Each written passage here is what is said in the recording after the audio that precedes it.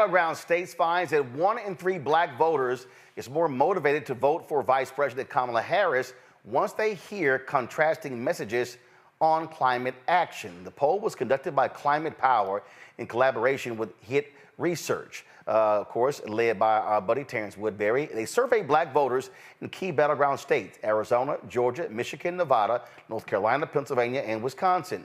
Climate Power's Black Engagement Senior Advisor, Markeya Thomas, joins us right now, along with Dr. Mustafa Santiago Ali, former Senior Advisor for Environmental Justice at the EPA, as well as Tamara Toles O'Laughlin, the CEO and President of the Environmental Grantmakers Association. So glad to have all three of y'all here on our climate change special. So Markeya, let's start with you. And so just give me the overview of really what y'all were able to discover, how critically important climate and the environment is to African Americans. So the reason why we wanted to do this poll is because we wanted to be able to actually measure how climate is important to black voters, and if it's like a top voting issue for black voters, and also what messaging can move black voters in this election. And what we have found is what we have always known, that black voters care about climate. We may not always have the messaging for it, but we absolutely care about it. And some of the messaging that we've seen really resonate with black voters is how climate is directly connected with the economy and good paying jobs that don't require college degrees. Because in the state that we currently are, we care about our future and we want stability. We want to be able to clean up our communities, and we also want to be able to weather the storms. But here's the interesting thing. I mean, look, we've had 9, 10 different black specific polls on here. We've had lots of conversations, issues folks care about. You've heard so much information about what black men want, and climate doesn't show up. Is that because of, frankly, how the questions are asked, what they determine to be the issues? Is it a question of not asking about environmental racism? Just your thoughts about that. I think there are a few things. One of them is that people are not asking the right questions. We talk about climate as if it's like an abstract issue that doesn't impact our day-to-day. And so a lot of people aren't really sure how to measure the climate conversation, as well as I think we don't think about how like a clean energy economy is like the way of the future, because we are busting the monopoly of big oil and fossil fuels being our only source of energy. And in order to do that, we need to be able to create jobs. We're seeing that with our energy grid. We're seeing it with EVs. And I just think for the most part, people conducting these polls just don't have the language on how to ask the right questions. Also, I'll deposit this. I also think that, frankly, on this issue, so much of this issue has been defined by the language of the right. And so many folks on the right, oh, climate hoax, this stuff is not real. Oh my goodness, you talk about the weather changing, all these different things. I mean, literally, it's late October. Here we are in, Washington, D.C., and, you've got, I'm looking here, today it was a high of 82, 78. They're already saying it's likely going to be a very warm winter, which is, in the last 2 or 3 years, has been that way. And so this idea of these people acting as if climate change isn't real is absolutely crazy. You talk about the hurricane that hit the East Coast. That was this interesting story a local station had done, how people, about 3 years ago, people had left eastern North Carolina to move to Asheville because they figured, being in the mountains of North Carolina, they were free from climate change, and then massive flooding actually happens. It was kind of like, oh my God, we actually can't escape this. And so I think that's also, it's been so politicized, and these scientists are not real, these are, that it also impacts how people sort of view these issues. Absolutely. And it's wonky by design. Well, if we go all the way back to like Reagan, when we first started talking about climate change, similar to Trump and Vance, he was taking big oil money. Like everyone has an agenda to push, and so they make climate change really, really wonky. Also, I think people just don't know the difference between weather and climate. Like weather is day to day. Climate is like how weather, like the period of weather over 30-year increments, which is how we know that the Earth is warming, because period by period we are seeing those temperatures rise, which then disrupts the atmosphere and is causing all of this extreme weather, from heat waves to extreme storms to like even how, previously when we thought about hurricanes, it's like, okay, as soon as they make landfall, they're going to slow down and just dissipate. Now we are seeing that slow moving storms have the power to dump more water, which, like you mentioned, is like devastating folks who like moved to different areas to be able to protect themselves from rising seas and the things that we are seeing from climate change. And of course, for me, being a native of Houston, look, I've been living with hurricanes my entire life. You prefer a fast-moving hurricane as opposed to a slow-moving one, because you're right. When you're dumping that amount of water, it completely overwhelms systems. And then even back-to-back, frankly, the Earth can't absorb those back-to-back storms, and now it just wreaks even more havoc. I want to bring in Mustafa in this conversation as well, because Mustafa, again, I do believe language matters, semantics matters. And so when you're hearing environment, climate, weather, environmental racism, what I try to do is, and what I do is try to simplify this as much as possible and explain to people, do you care about what's in your food? Do you care about the air you breathe? Do you care about the water that you drink? Do understand your entire existence is dependent upon what's in the air and what's in the ground. Exactly. And you hit it right on the head. It is about food. It is about health. It is about jobs. We know that those are three issues that even in this particular moment, folks care about, no matter what color they are right now. They actually care about those. But for our communities, it's critically important for us to be able to help them to understand that when we see these prices for food going up, there is a connection also to both the climate crisis and injustices about where and how people can grow food. Can we grow food in our backyards like our grandparents used to do? Or do we now live in communities, these sacrifice zones, that have toxic pollution that are there? When we look at the health impacts that are happening inside of our communities, we got to make sure that we're having the environmental justice conversation with the climate crisis conversation, because so many people now know, individuals who have asthma, or maybe their baby girl or their son has asthma, and then we make those linkages that are there about the fossil fuels and the air pollution that people are breathing. And then we help people to understand that that same pollution that is making Black folks sick and shortening our lives is that same pollution that is also playing a role in driving the climate crisis. And then, of course, the other part is people always want to know, if you're talking about this new clean economy, not only can I get a job in this space, but can I be a boss? Can I be a boss? Can I own my own business in this space? So when I'm having these conversations with folks, I'm bringing all the things that are actually playing out in their lives on a daily a daily type of situation, and helping them to understand where resources are, who are people who look like them, or helping to create these new businesses and make change, and what the future can actually look like for our communities.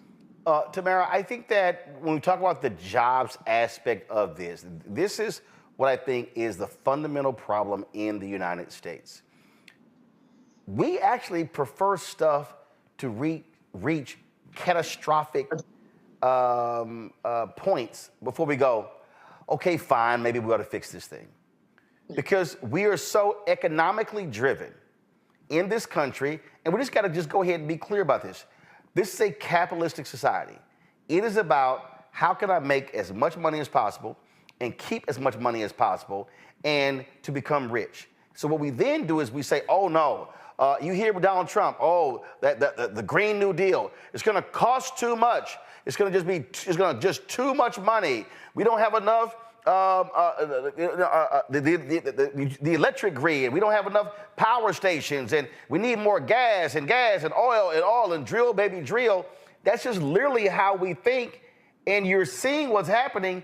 But the problem is, all you hear is, oh, this is too costly, as if there's not an actual cost to what has happened with the climate in this country and in this world. Yeah, so it isn't just that there's a lie that it doesn't cost money. The idea that doing everything, like the Green New Deal is an umbrella, it's a concept. It talks about paying for jobs, making sure people have health care, and that there is energy. Guess what? We pay for those things anyway. So there really is no differential between whether or not we do something about it, whether we're consumers or whether we are people who own our own capacity. we're going to put money in, we're putting labor, we're putting in our sweat, and when we live and die, other people make money off of it. So there is no too expensive to grow into what's better for our people, because we pay on either end, especially when we're not in charge of what we're discussing. So there is no financial argument to continue polluting unless you're someone who sells oil and gas. To everybody else, it's cheaper to get clean. Well, but here's, I think, what's crazy, Markeya. It's already costing us. You literally have insurance companies not wanting to do business in Florida, flood insurance, other types of insurance. We're seeing this. So this notion that, oh, we can't afford it, guess what? Regular, ordinary people can't afford it. I had somebody hit me, and this woman, she says, well, I don't understand, people, why aren't they leaving? I said, okay, as somebody who's actually had to flee, had to evacuate before because of a hurricane, I said, let me just walk you through basic cost. If you have to pack up and leave, first of all, you got to have a car. What if you're low income, working poor, you use public transportation. Now you can't leave. 2, if you go somewhere, you have to think you're going to be gone at a minimum for a week. Okay. Hotel's gonna be $200, maybe cheaper, but let's just say $200. Okay, you throw in taxes, you're gonna have to spend possibly $1,200 to $1,500 for a room. Now you gotta eat. Now you got kids. I said, so that's anywhere from $2,000 to $4,000 you're going to need to be able to leave for that week. How many people actually have an extra $2,000 to $4,000 to leave? They don't. That's a real cost when a natural disaster is on its way, which is why a lot of people stay, because they actually can't afford to leave. And so when you start seeing more of these weather-driven circumstances, that is a cost. There's a human cost, a financial cost right now. And the thing is, we shouldn't have to leave. Like, we did not create this problem. And so we should not be on the hook for it. And even outside of just fleeing, we've seen big oil companies pass along the cost for like repairing grids and like the cost to rebuild communities onto the people that live there, as if we were the people that started this problem and as if we are fueling this problem, when essentially we just want to be able to live our lives in our communities and like live in communities that also are safe from environmental harm. I want to go back to the poll that y'all released. You really see the movement when it comes to voters. You really see that movement among 18 to 34. That really jumps out. But what also I think is interesting, where y'all said that when it comes to following proper messaging, strong motivation, vote motivation increases by 6 points. A third of Black battleground voters 18 to 34 feel more motivated by the end of the poll. But what jumped out at me when it says, go to my iPad, 1 in 4 battleground voters feel more motivated. These voters tend to be Black voters 1849, particularly Black voters 1834, and Black men. Why specifically Black men? Just curious. I think specifically because Black men tend to be like the movable middle. These are the people that are like really focused on providing for their families and their communities. And so what they are most interested in is the economy. So when we present this messaging of good paying jobs that don't require college degrees, people can see themselves in this future where they are able to provide for their families without working multiple jobs. And I think that's why we're seeing the most movement amongst Black men. But another thing is like amongst young voters and also women voters, the idea of a future that our children can thrive in also does really well. Tamara, I think you want to jump in there? Yeah, I mean, I always do. I think, why are we focused on Black men? Because the Black vote is the vote that makes the elections happen.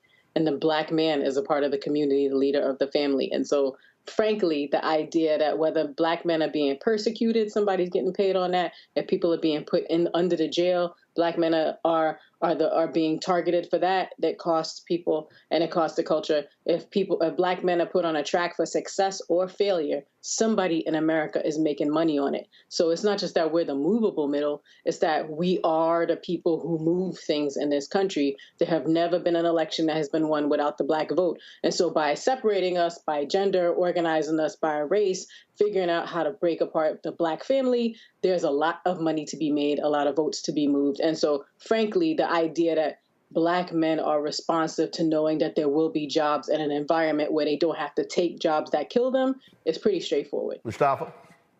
Yeah, no, everything that folks said. I think the other part of it, too, especially when you look at that particular age range, is that individuals have grown up seeing everything from Hurricane Katrina to Hurricane Harvey to Maria. They've seen the lead crises that we have in Flint, Michigan, and in Jackson, Mississippi. So folks are paying much more attention to these impacts that are happening inside of our communities. And then as the sisters have shared on the flip side, they also are now paying attention to these opportunities because, yeah, there are, now over 300,000 new clean energy jobs that are out there. But people also who want to be entrepreneurs have an opportunity around contracting and subcontracting and be able to create their own businesses, to be able to take care of their families, to be able to address the wealth gap that exists inside of our communities. So it is an exciting time. And that's why we have to take a serious look at both of the people who are running and ask the question, who truly cares about our community, improving our health, and who truly has a track record of also creating economic opportunities for us to move into the space? Because we know when we come into a space, our Black genius then takes over and we take it to a whole nother level. Markeya, when I look at, again, when I look at this poll, go to my iPad, y'all have it here. Target the right audience with the right message. Create a message testing study to identify the most impactful messaging to the right audience around Harris's vision for climate and clean energy, as well as going on offense against Trump. Has that been happening? It has been happening. I think it's really important to focus on contrast messaging and also making the argument clear and pointing out the dangers of Project 2025. Not only does it threaten the National Weather Service, but it's going to put basic needs behind paywalls, which makes recovery from extreme weather even more difficult, as well as like things that will impact our everyday lives, from like healthcare to childcare to like our access to food, as Mustafa has talked about earlier and how important this is. And so Project 2025 literally threatens our livelihood, and our lives are on line with this election. I'm seeing here, go back to my iPad here, Mustafa. It says Trump gets the most trust from Black voters on economic issues like jobs and cost of living. So emphasizing Harris's commitment to create new, good-paying, clean energy jobs, lowering costs, and creating pathways to the middle class is an opportunity to build trust on the economy. How would you assess it thus far, 14 days out? Yeah, well, again, that's why this show is so important, because we get to help people to have an understanding of what's really going on here.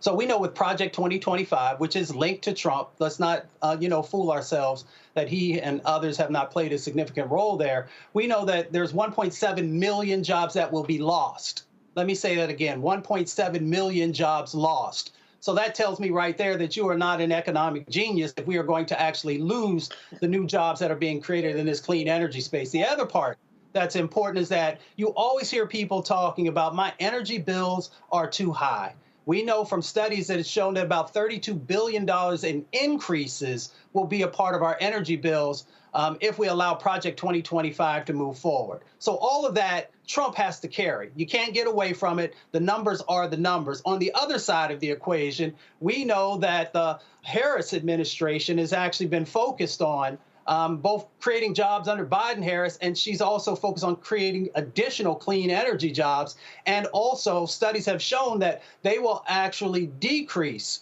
our energy costs by $38 billion.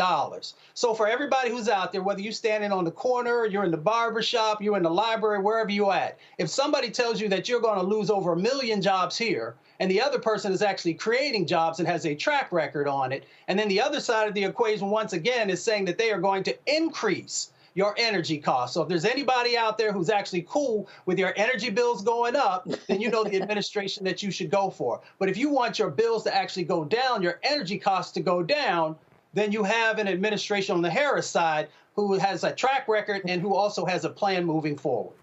Going back, Tamara, to the 1834, Go back to my iPad. It says black voters 1834 need to hear about the threat Trump poses to climate progress and their futures, especially when it comes to Project 2025 and his tax breaks for big oil. Listen, he had a meeting with big oil where he essentially said to them, y'all fund my campaign, I'm gonna let y'all do whatever the hell y'all want.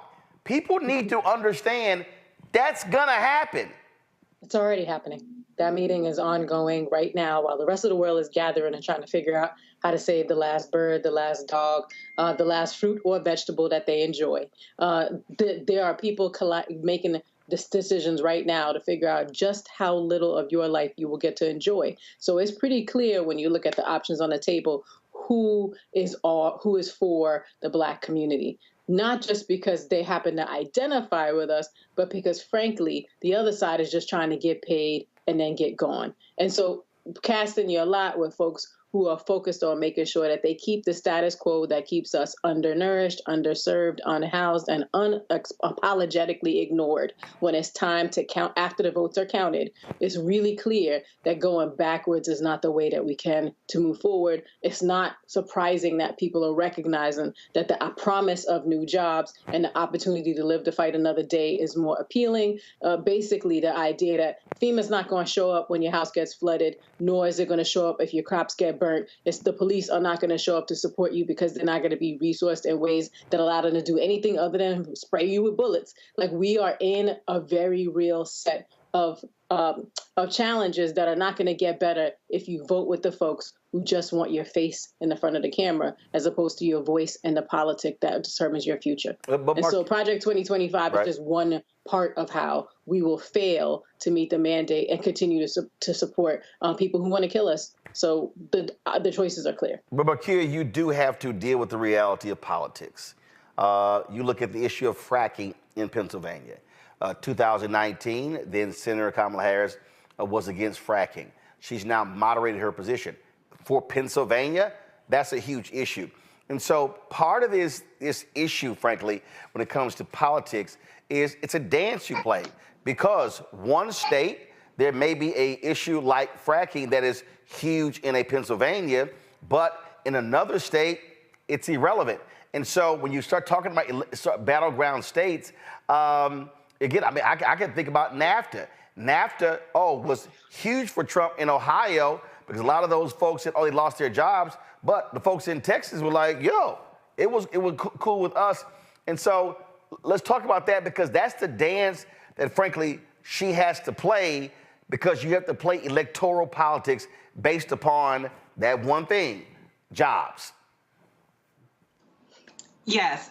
And also what we're seeing about the fracking conversation is that it really is not as important as people make it to be.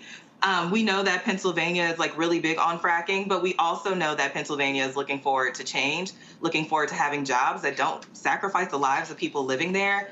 And although it's still a big issue right now, I would argue that as we continue to invest in the clean energy economy, it will become less and less of an issue. I'm sorry, Tamara, go ahead. Just to push back even further, some of the biggest investments for clean energy have come out of Pennsylvania. Folks who have had their water poisoned, their air poisoned. Pennsylvania is also the only state that has an amendment in the Constitution to protect your right to have clean air and an environment that you can live in. You know where that came from? People who got tired of losing their family members to industry, oil, air pollution, and all of the above combining to be an industry that clouds out your voice. So for the folks who are loud and proud on all of those issues, there are many folks lining up to fight at the front lines coming from Pennsylvania against all of it. So it's not a closed book. Philanthropy has really shown up to make the point that fracking isn't just bad for the people who are nebulizer the emissions. It's bad for the people who have to live in the shadow of what is done to the soil, the air, and the water that they need to live. And those people are poor, all of them. But right there, Mustafa, it's trying to reach those low-income, poor workers and then translate those issues to voting. Reverend William Barber talks about this here, and so it's the economic piece. And so how do you do that, especially when you're talking about poor, low-income, working-class, white voters who Republicans are appealing to on culture issues as opposed to economic and health and environmental issues? Well, because we know that the economics and the jobs is so critically important, we bring forward the stories and examples of folks who look just like the people who are being impacted and help them to understand, the folks have been able to create these new sets of businesses and then create a new sets of jobs in both wind and solar and thermal and a number of the other industries that are a part of this. Because people need to see themselves represented. People need to see their reflection in folks who have been able to navigate this. And often that's not being done enough. And that's why, the work that Tamara does and others and funding, on the ground work is so incredibly important, because then people get a chance to see this is not just theory. This is, actually people are putting it all together, and they're being able to create not only a pathway forward, but they're being able to make sure that people have, this livable wage that folks often talk about. But it's far beyond that, because as was shared earlier, even if you don't have a college degree, you can enter into these spaces because you work great with both your hands and your mind. And that's what the people, I come from these communities. I come from Appalachia, so I've done lots of work in Pennsylvania and Ohio and other areas. And that's what people are looking for. They want not just hope, they want a pathway forward, but they want to be able to see that it's real, that the resources are there, and that there's a place for them. Well, absolutely, absolutely. Markeya, I know you're going to be leaving us. Give us your final thoughts regarding this poll. Yes, so this poll is super close to me because as a Black person who has worked in climate for a long period of time, I see how it impacts our day-to-day. And it's very important for us to really be able to be future forward, looking at clean energy economy, making sure we can clean up our communities and build resilient communities to be able to weather the storms. Because as we spoke about earlier, fleeing is not always an option, and it should not be. And so I think that the future is bright with this, because we know Black voters win elections. And what we're seeing from this poll is that Black voters move anywhere between 6 and 11 points, which is the largest number. And so I believe that with this messaging, we can win this thing. If folks want to get more information and see the results of the poll, where should they go? They should go to climatepower.com and then click on the research and polling tab. And we have all of our polls there, but if you type in Black, then you will get all of the polling results, specifically for Black people and Black communities. All right, Markeya Thomas, we certainly appreciate it. Thanks a lot. Thank you. Folks, going to go to break. We come back. We're going to talk more about climate crisis we're facing in the country. And remember, we were in North Carolina a couple of years ago. Do y'all realize that North Carolina is the home of the environmental racism movement, the environmental justice movement? Yeah, we'll talk about that as well. You're watching Roland Martin Unfiltered, the Black Star Network, this special edition of our show focusing on the climate crisis specific to Black America. Back in a moment.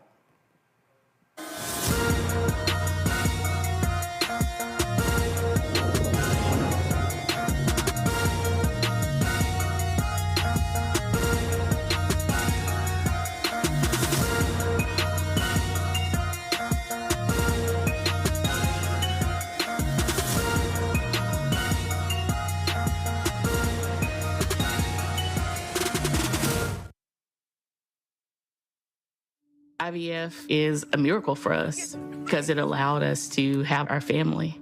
After having my daughter, I wanted more children, but my embryo transfer was canceled 8 days before the procedure. Donald Trump overturning Roe v. Wade stopped us from growing the family that we wanted. I don't want politicians telling me how or when I can have a baby. We need a president that will protect our rights, and that's Kamala Harris. I'm Kamala Harris, and I approve this message. Bob and I both voted for Donald Trump. I voted for him twice. I won't vote for him again. January 6th was a wake-up call for me. Donald Trump divides people. We've already seen what he has to bring. He didn't do anything to help us. Kamala Harris, she cares about the American people. I think she's got the wherewithal to make a difference. I've never voted for a Democrat. Yes, we're both lifelong Republicans. The choice is very simple. I'm voting for Kamala. I am voting for Kamala Harris. In 2016, Donald Trump said he would choose only the best people to work in his White House. Now those people have a warning for America. Trump is not fit to be president again. Here's his vice president. Anyone who puts himself over the Constitution should never be president of the United States. It should come as no surprise that I will not be endorsing Donald Trump this year. His defense secretary. Do you think Trump can be trusted with the nation's secrets ever again? No. I mean, it's just irresponsible action that places our service members at risk, places our nation's security at risk. His national security advisor. Donald Trump will cause a lot of damage. The only thing he cares about is Donald Trump. And the nation's highest-ranking military officer. We don't take an oath to a king or a queen or to a tyrant or a dictator. And we don't take an oath to a wannabe dictator. Take it from the people who knew him best. Donald Trump is a danger to our troops and our democracy. We can't let him lead our country again. I'm Kamala Harris, and I approve this message. Me, Sherry Shepard, and you know what you're watching, Roland Martin, Unfiltered.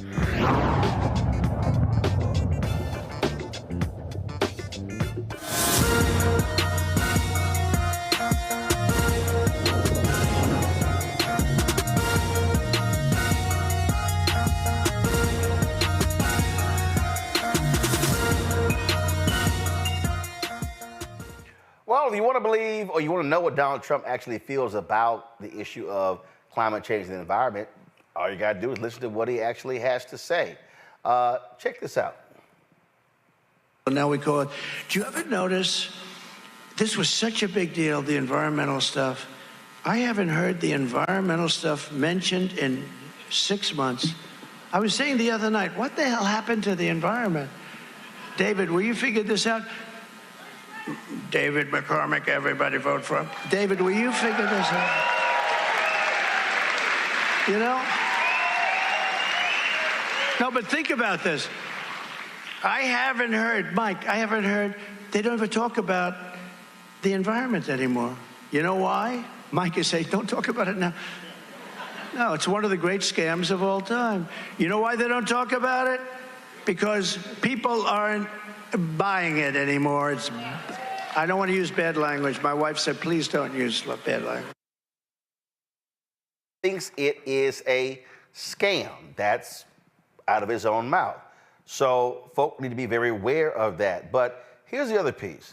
When you talk about Project 2025 and what that will do to the issue of the environment and climate, this is what ProPublica, when they got some videos of some of the folks with Project 2025. Listen to this. What do you think about all of about the left's words and definitions in the environment? It's a great point, Katie. They don't stop. Climate change, allegedly, is everywhere. And if the American people elect a conservative president, his administration will have to eradicate climate change references from absolutely everywhere.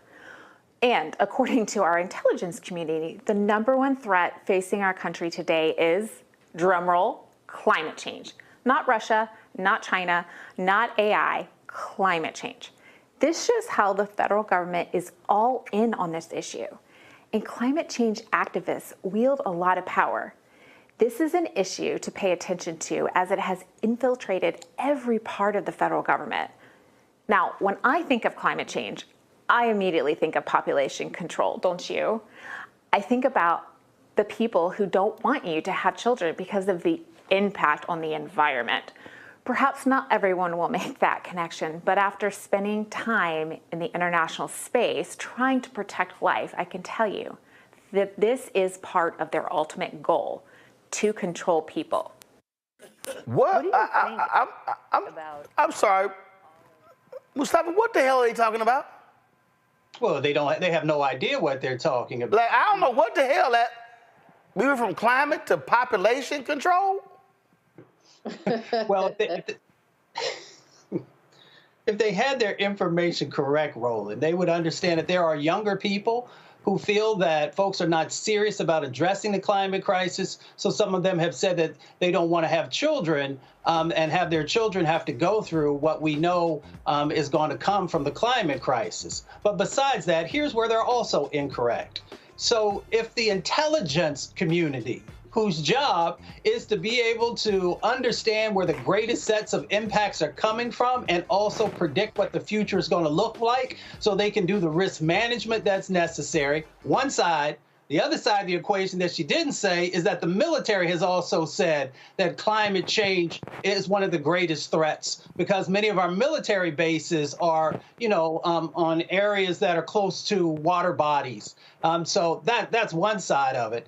The other side of it is that they're not coming from a scientific perspective or from somebody who just goes outside on their back porch and sees the changes that are currently going on. So their whole goal is to be able to strip the language of climate out of the federal government, which will then make sure that there's no resources that are garnered for it. And for the Black community, that means that we are going to continue to have all of these additional health burdens and shortening of our lives because we did not address, what we could have done if we had a president who actually cared. Here's the other part that they didn't say.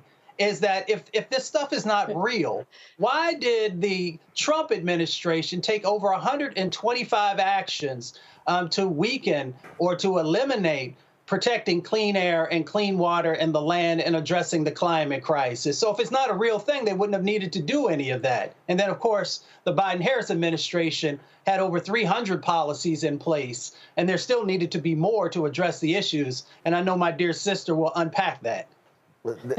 Go right ahead, because I still have no idea what the hell the two white women were talking about. So my grandma said you can't wrestle with crazy. But what I'll say is Project 2025 is just an amalgam of a bunch of things that are set to trigger you. If you want to go to places where doctors can't serve you, have your energy cost more so that you have to decide whether you will eat or have power, have food that is more likely to poison you than feed you, and have nothing but chemicals pouring over your life, your body, your children, and the potential of whether you would ever have children, then Project 2025 is for you. Because it's full of politics, nonsense, word salad, and crazy talk, which puts you into conversations like the one we just had to sit through, where we have to watch someone talking about population control. You know who cares about population control? People who look at data and don't care about people. We are not in a conversation that is just about data. We're in a conversation about floods and fire and damage and the cost of electricity and the quality of your life being shut down and your children not having access to the basic things you have counted on because the planet doesn't sustain us. That's not somebody else's business. We know what population control is. It is a boogeyman that allows people to try out the things that are scariest to you at moments when they think if you just keep doing the same thing, they're going to be all right at your expense. So I'm not going to wrestle with crazy and what was going on between those two women, because what they were doing was getting paid a lot of money to confuse people, to muddy the situation, and to make it seem as though people were going to take something, especially from Black people for whom everything has already been taken. Like what we're in this contest, this political context about is what we're going to get out of it. And what we need to get out of it is a future where we have dignity, where we have rights, we have security, and we don't have to listen to people talk in circles to us as though we're not in the conversation already. Things have actually been done in the Inflation Reduction Act that was passed by the Biden-Harris administration. And actually, it was Vice President Kamala Harris who actually cast that tie-breaking vote. We're talking about some $270 billion. This right here is a fact sheet a member of Congress put out talking about extending and expanding clean energy tax credits, new investment tax credit, dealing with energy storage, microgrid technology, also new direct pay for nonprofits and others when it comes to clean energy credits, bonuses for high road labor standards and key clean energy and clean vehicle tax provisions, new incentive to keep existing nuclear energy power plants online, $27 billion for the Greenhouse Gas Reduction Fund for nonprofit, state, and local climate finance institutions that will finance the rapid deployment of zero-emission technologies and other things as well. And the thing here, Mustafa, that I think we have to just acknowledge is, again, it's frankly how ass backwards we were. I mean, listen, if we go back to when Jimmy Carter was in the White House, okay? Mm-hmm. Carter installed solar panels on the roof of the White House, and they mocked him. Republicans mocked him. One of the first things that Reagan did was remove the solar panels from the White House. Imagine if in this country we actually cared then, how far ahead we would be today. And when I'm listening to J.D. Vance and Trump complain about, how we're behind China when it comes to, solar panels, that's your party. Y'all screwed that up. Solar technology is an American invention. Yes. But because Republicans poo-pawed it and crapped all over it, that's what led to China leading on it. That was an American technology, and had Republicans not trashed it, we would be so much further along in 2024.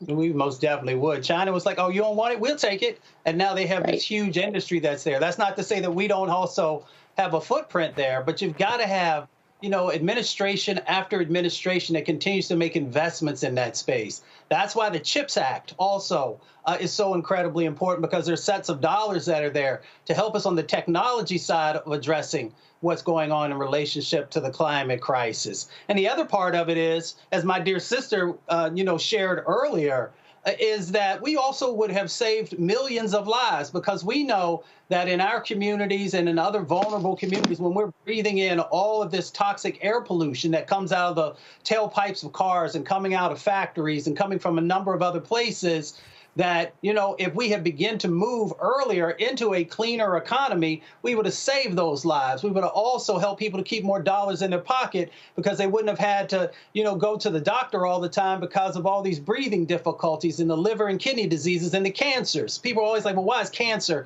eating up certain communities? You got to take a look at the toxic food that people are eating. And when I say toxic, I'm not just talking about food deserts. I'm also talking about the chemicals that are in there, but also what's in our air and what's in our water. So when Jimmy Carter was trying to get us to actually think critically about the 21st century and the sets of opportunities that would be there, and then you saw Ronald Reagan come in and take us backwards in time, they put people's lives in danger, and they also, impacted us on the economic side of the equation in a very significant way. But we can right the ship in that the past administration, the Biden-Harris administration, has actually been making those investments, both in the bipartisan infrastructure bill, the climate bill, the CHIPS Act, to move us forward. But we have to make sure that there's real intentionality, and that the Black community is also benefiting from these huge sets of opportunities that are out there. Tamara, this is a video that the White House put out in 2022, saying in 2022 there were 240 guys. Come on, switch. There were 240 million solar panels in the United States in 8 years. So by 2029, there will be nearly 1 billion solar panels in the United States. That's because of that investment. That's a perfect example of one facet of the attack dealing with climate crisis by not having us be so dependent upon oil, gas, coal, and utilizing what is always there, the sun. That's right. The sun's always going to shine. The wind's always going to blow. Why shouldn't we be making it work for us? I have a colleague who I don't like that much, but she says it all the time, and it's absolutely You don't like her? I just want to put that out there. She knows who she is. I think it's important to flag that, like, the we is important here. We didn't take the solar panels off the White House. We didn't put them back on, and we haven't been a part of this conversation because we've been excluded from it. This is a unique opportunity. What the IRA did was put a lot of money on the boulevard, not on the street, on the boulevard, so that we could incentivize all the other things that make it possible for us to become owners, to get in the conversation about what we're going to do, to have choice in the conversation. That doesn't mean there's fights that are over, but the idea that we can reclaim some of what's been lost because we weren't invited into those conversations, even though we've been on that clean energy game. Like Madam C.J. Walker had an electric car in 1910. Wow. 1910. The first Black millionaire had an electric car. Wow, I didn't know that. Why? Really? She did. Yes. Do you know why? Because they marketed it to rich people, including rich Black people, that it was a clean car. You didn't have to get your hands dirty. So we have been in this conversation every time we've ever had a moment, some space, some resources, or some relief from other folks helping making decisions on our behalf. We have been in this conversation, and the 3 or 4 times we've tried to have it, it's been pulled back by industry that has its grip on the politics, its dirty, oily hands on the way that we talk about what we need and who the we is. Frankly, it's so cheap to buy a vote these days that by proxy, if you can just spill enough oil and gas in a place to move people out of where they belong or gerrymander them out of their vote, it's why climate is at the center of the things we have to do as Black people, because our future is in it, our self-sufficiency is in it, our self-determination is in it, and we've been here forever. You just said something that I think is, and I really try my best to avoid having to hear Donald Trump's voice. But I really do need people who've yet to vote to understand how stupid of a person we are dealing with. I need people to realize that this man is not bright when we are talking about wind, okay? I'm about to play for y'all 3 clips. And everybody, y'all, this is not AI. This is not created. This is literally coming from the mouth of an imbecile. Listen. You know this. Do you know we need twice as much electricity as we currently have in our country for AI, but the environmentalists won't let you produce it? They want wind. The wind is blowing today. The whole thing, it's the most expensive hoax in the world. The wind, it kills our birds.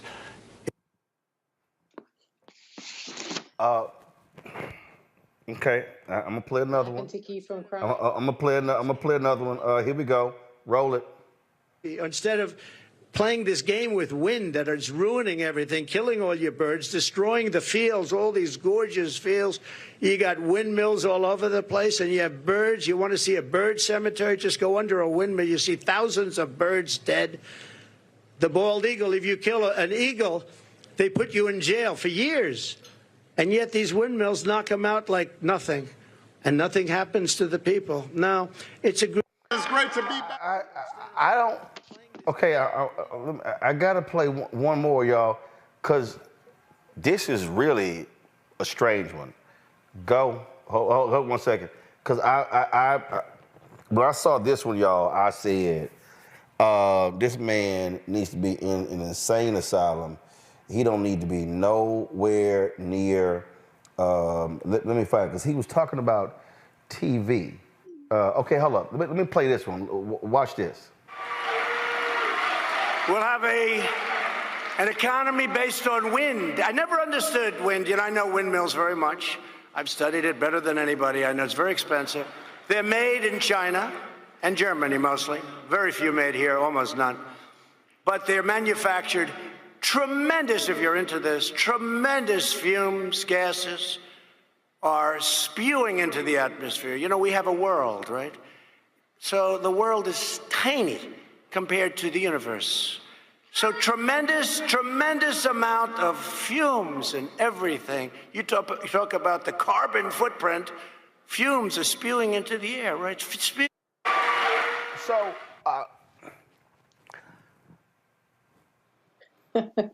one of y'all want to take that? Sure. Yeah. So I'll just buy my brother some time and say that one of the biggest market programs for how we get people to pay for all this pollution that's floating around in the wind was developed by Republicans. Just want to put that out there. Climate is not political. There are trees everywhere, or they need to be where they are.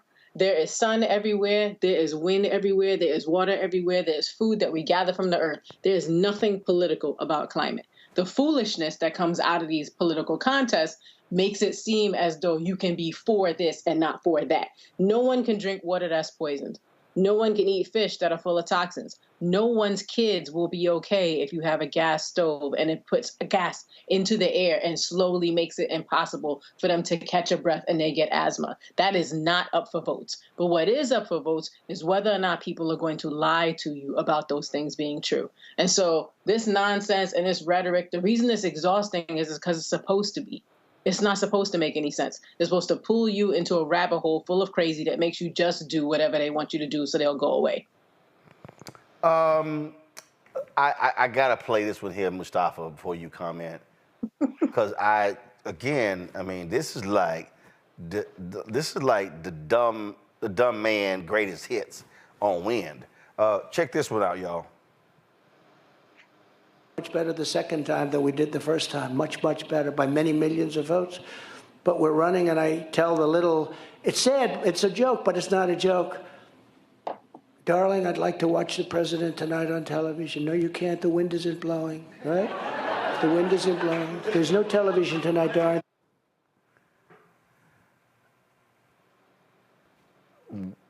We're not.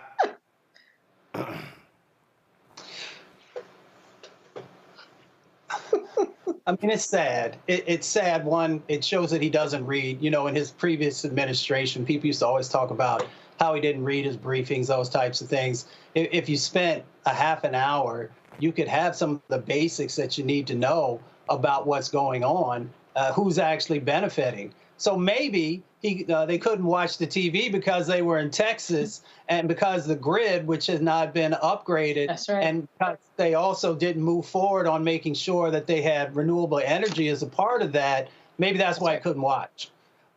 When he talks about windmills, you know, windmills are not out there killing massive amounts of birds. He should have a conversation about the pollution that's coming out of stacks. That is not only killing birds, but killing other wildlife. That is also impacting our environment. That's killing Black and brown people. If he was serious when he was in Pennsylvania, he would have went over to where Zulene Mayfield used to be, over in Chester, Pennsylvania, and had conversations with folks there. Or if he was going to be in Philly, he could have slid right over on the west side of Philly and found out about all the people who've been exposed. Or he could have went to Institute, West Virginia. Or he could go to the Manchester community in Houston, Texas. Or he could go to Cancer Alley between New Orleans and Baton Rouge and see, when we're moving all of those fossil fuels down to be refined, what the impact looks like in vulnerable communities. And then maybe he would actually have a moment of humanity and say, we need to be moving toward cleaner types of energy. So not only are folks not dying from the initial sets of impacts that are coming out of the stacks, but also because this is the same stuff, the carbon and methane that's heating up our oceans and our atmosphere, and are causing these storms like Hurricane Helene. So he has an opportunity to actually be more well-versed, but unfortunately he is either, and I try to be a respectful person, but I just got to keep it real. He is either an imbecile, or he is somebody who is consciously putting people's lives in danger. Last point. If he actually really was somebody who knew economics, he would understand who's making some of the greatest investments in wind. And if you go and look at Texas or in Oklahoma, and then you follow the money back to the people who are actually investing in that space, there's a whole bunch of Republicans who are saying, when the cameras are on, this is a terrible thing. This is a climate hoax. And then on the other side, they're taking the money that they're getting and putting it in their back pocket because they understand that people have to move toward a new clean economy or we won't have a livable planet. And we know the first people and the worst hit impacts are going to be for Black and brown folks. I think imbecile is it. I just can't. I can't think of anything else. I mean, you're not dealing with a serious person. And again, what Project 2025 wants to do, they want to gut everything. If people thought they attacked the EPA when he was there the first time, they want to completely obliterate the EPA. They don't give a damn about America's national treasures. They don't care about national parks. They want to drill everywhere. They do not care. They will literally rape and pillage the land in this country to satisfy big oil. And then some. Yeah. And we talked about the huge tax breaks that he plans on giving. I think the last number I saw was $110 billion in tax breaks that he wants to give to big oil. So, you know, you got to understand that big oil, you know, we know the impacts personally that have happened inside of our communities. We know how they tried to muddy up the science. When scientists finally said X is going to happen, how they tried to discredit them. We know the history going back over 50 years of some of the big oil companies hiding facts and then manipulating facts. So we know their track record. I believe everybody can evolve if they want to, but all we know is what we've been able to see, and that they have done everything to prop up these politicians to put forward, legislation or to weaken legislation that has huge impacts inside of our communities. They also understand that when you've got 2.4 million miles of fossil fuel pipeline in this country, enough to go to the moon and back a number of times, that they're going to continue to fill those pipelines. And what they fill it with, in many instances, is death or sickness for our community. So they're very clear. There's much intentionality in what's currently going on. And that's why when you look at Project 2025, I resigned last time. I was the highest ranking federal official, the first one to actually say, you know what, I'm not supporting this. But now they've gotten much, much smarter. So people often see all the jobs that they're going to eliminate, the language that you can't use, the manipulation of science to not tell people the truth about the impacts that are going on. But what folks don't talk about with Project 2025 is that also when you bring in all these Trump sycophants, then you're also going to have individuals who are making decisions about where the grants are going to go and what the grants actually look like that have played a traditional role in helping communities to build capacity, to have a better understanding of what's going on. They're also going to make sure that those advisory committees that have played such a critical role in bringing forward, both the amazing work that folks have been able to do, but the sets of challenges that are still going on, they will also have control over that. So there's all these things that go on inside of these federal agencies and departments that people haven't really thought about in relationship to Project 2025. And what it really does is it places a crosshair on so many communities across our country, both Black and brown and indigenous and Asian and Pacific Islander and lower wealth white communities. We have to make sure that people understand how significant this manifesto is and doing nothing to improve your life, but everything in placing additional challenges on shortening your life. Go ahead. I'm sorry, go ahead. Can I add to it that I don't know that they've necessarily gotten smarter, but they have gotten organized. So what my brother is talking about is the fact that there are a bunch of folks who look like you, who moved into this political moment from lots of places, so that in this moment, resources that were moving towards you will get closer to where you live, will set in motion industry and capacity where your voice is welcome. What's on the other side of that is that the watchdogs that are from your community that have been keeping everybody honest in this moment will be removed. They'll be replaced by folks who will do whatever the check tells them to do, and that check tells them to erase the Black community. We are in a fight for our lives like we've always been in the election that we have been waiting for 405 years. The question is not what's on the ballot, it's what about your life is not on the ballot. And so Project 2025 is the biggest organization of all the ideas that could be put up at this moment to make your life harder, more expensive, and more painful, more likely to lead to an untimely death. So we are not talking about if this, then that, maybe this will get something. There are no political bargains to be made in this moment. What we are doing now is talking about what we will get if we vote in one direction versus another, and the choices are life and death, frankly. And I do want to, before I go to a break, I want to point this out. For only the second time in its 179-year history, the Scientific American has endorsed someone for president. They offered their endorsement of Vice President Kamala Harris. Come on, guys. Yeah, come on. You got to believe in science to be supported by scientists. So there's that. Right. And so they say right here, Kamala Harris has plans to improve health, boost the economy, and mitigate climate change. Donald Trump has threats and a dangerous record.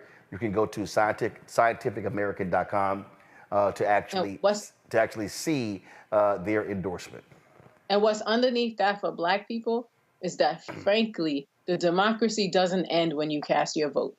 So between the choices, the likelihood that you will have a chance to fight for what you need increases in one direction and decreases in the other. Quick break. We come back, folks. You may not realize that, but it was in North Carolina where Black folk created what is known as the Environmental Justice Movement. We'll show you a little bit of the EPA leader, Michael Regan, speaking on that at an event in North Carolina in the Black Star Network. We were there covering it. We'll be right back on Roland Martin Unfiltered, special edition of our climate crisis and its impact on Black America. Back in a moment.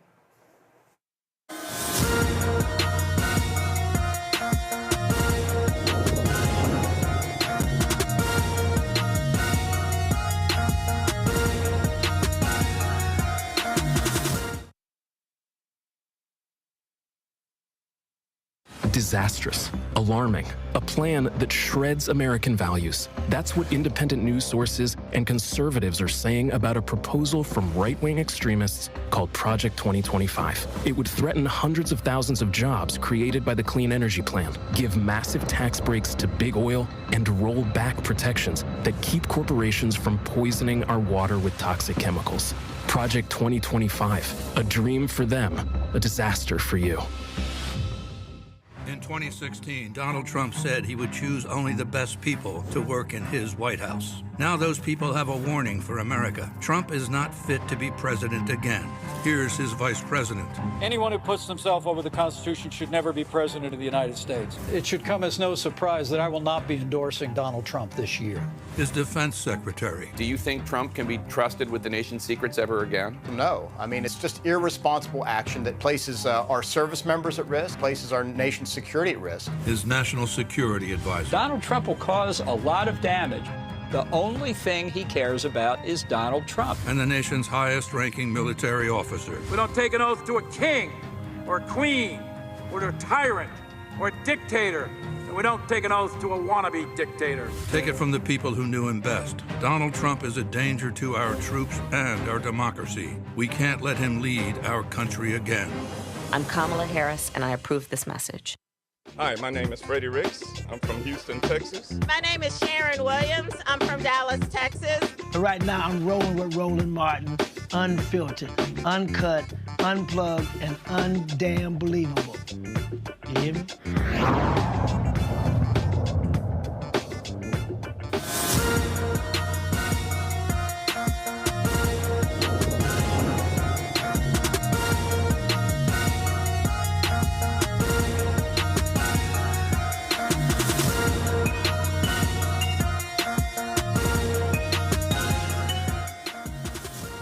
It was black folks in Warren County, North Carolina, that actually created what is known as the Environmental Justice Movement. A couple of years ago, EPA Director Michael Regan was there, and the Black Star Network was there live streaming an event there where they talked about that history and discussed how they were reshaping the EPA to deal with the issue of environmental justice. Here's some of what Regan had to say in September 2022. What an honor to be in the presence of so many giants of the environmental justice and civil rights movement, especially as we conclude a week-long commemoration of the birth of the environmental justice movement, whose roots are firmly planted right here in Warren, North Carolina. You know, as a proud son of North Carolina, I was born and raised, and I was just a child when the state decided to site the PCB landfill in the backyard of a predominantly black community. But I remember my parents discussing the heroism of the women and men who locked arms and laid down in front of those trucks carrying that laced dirt with PCBs. Women and men like Dolly Burwell, Ben Chavis, Reverend Bill Kearney, EPA's own Charles Lee joined protesters in solidarity. A Washington Post story at the time quoted Reverend Luther Brown, a pastor of the largest black congregation in the area, and he said, "We know why they picked us.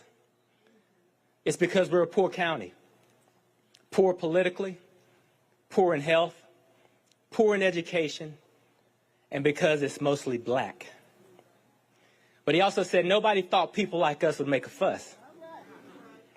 But boy, did they stir the hornet's nest. Because what this community lacked in political power, they made up for in courage.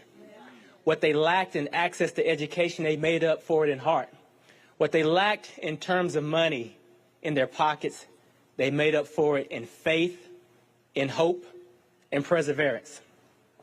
So not only did this community make a fuss, this community ignited a movement. And today, Warren County is synonymous with being the birthplace of environmental justice.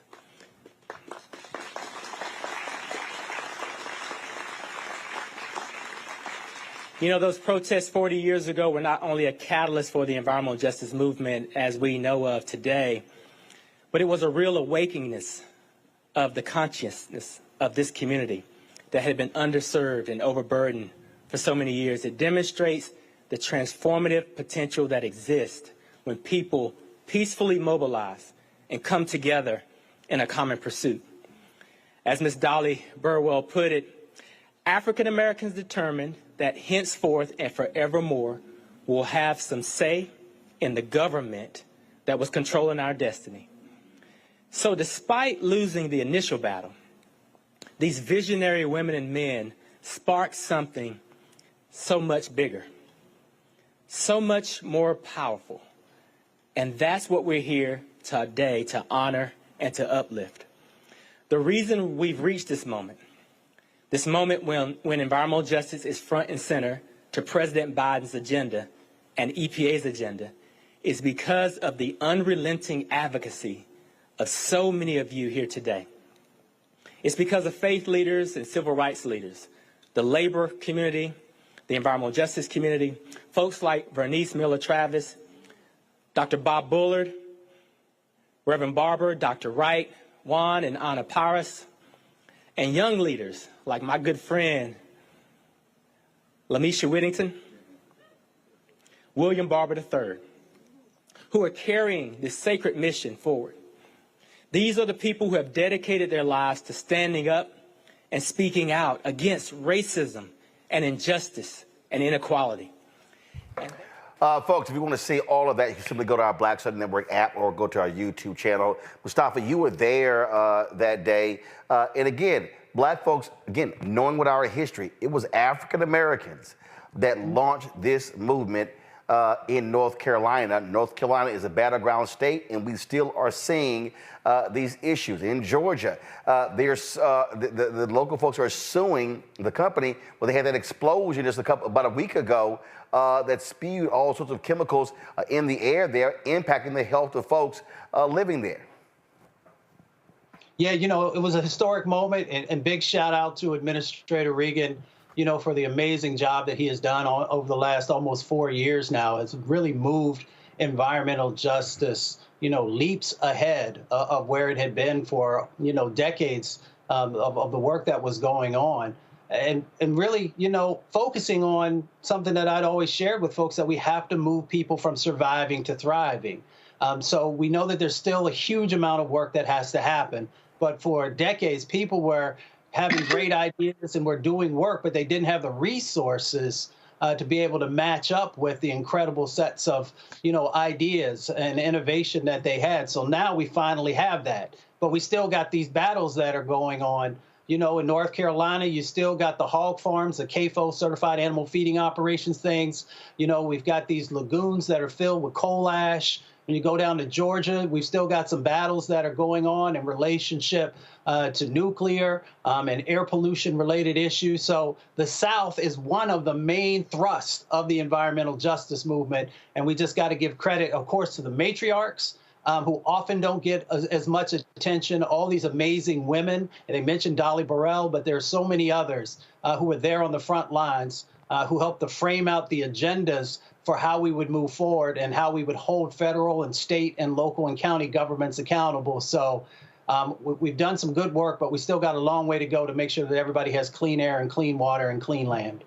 Tamara, earlier you talked about the quality of our food. I came across this video that I thought was pretty interesting, that hopefully people understand the impact of toxic chemicals and plastics in our food. Watch this. That's right. I could eat my arm right now. I'm so hungry. Yeah. Hello. Would you like to hear our specials this evening? Yeah. Yeah. For starters, we have a delectable bowl of creamy potato soup, seasoned with perfluorokill and polyfluorokill. What's that? Ooh, it's super tasty. They're called forever chemicals, and they're actually linked to hormone disorders and liver damage. And thanks to Trump and his 3 Supreme Court appointees, the portions are huge. We'll pass. No liver damage? Okay. Well, how about a nice pasta inspired by Project 2025? Is that a movie? We start with fresh fettuccine and alba truffle. And then we mix in a colorful variety of microplastics. Pass. Pass? Are you sure?